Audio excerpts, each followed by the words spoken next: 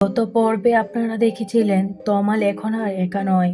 এবার ভয় শুধুমাত্র ঘরের ভেতরেই সীমাবদ্ধ নয়, তমাল যেখানেই যায় ভয় তার আগেই পৌঁছে যায়।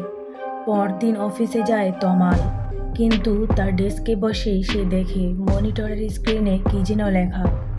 স্ক্রিনে ভেসে উঠেছে, তুই তাকিয়েছিলি, এখন তুই পালাতে পারবি না। অফিস থেকে বের হতেই তার মোবাইলে একটা কল আসে। স্ক্রিনে নাম ভেসে ওঠে রাহি। তমাল কাঁপতে কাঁপতে ফোন ধরে, কিন্তু ওপাশ থেকে কেবল নিঃশ্বাসের শব্দ আর একটাই লাইন, তোদের দুজনকেই আমি পছন্দ করেছিলাম। বাসায় ফিরে আয়নার সামনে দাঁড়িয়ে সে বোঝে পেছনে দাঁড়িয়ে থাকা ছায়াটা আর তার না। ছায়াটা বলে, আমি এখন তোর ভিতরে। রাতে তমাল দেখে তার গলায় নখের মতো আঁচড়ের দাগ। সে মনে করতে পারে না ওটা কিভাবে হলো, কিন্তু জানি সেই মেয়েটা এখন তার শরীরের ভেতরই আছে। ঘুমাতে গেলে সে ঘুমায় না, সে পড়ে যায় এক দুঃস্বপ্নে।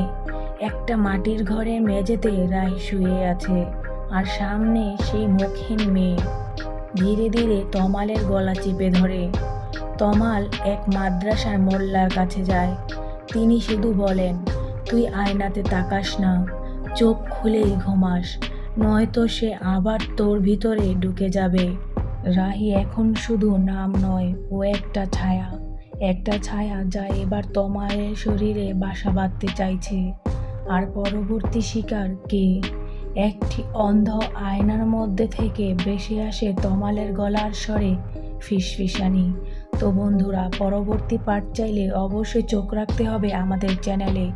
আমাদের ভিডিওটি ভালো লাগলে লাইক, কমেন্ট ও শেয়ার করবেন, আর আমাদের চ্যানেলটিকে সাবস্ক্রাইব করে আমাদের পাশেই থাকবেন। ধন্যবাদ।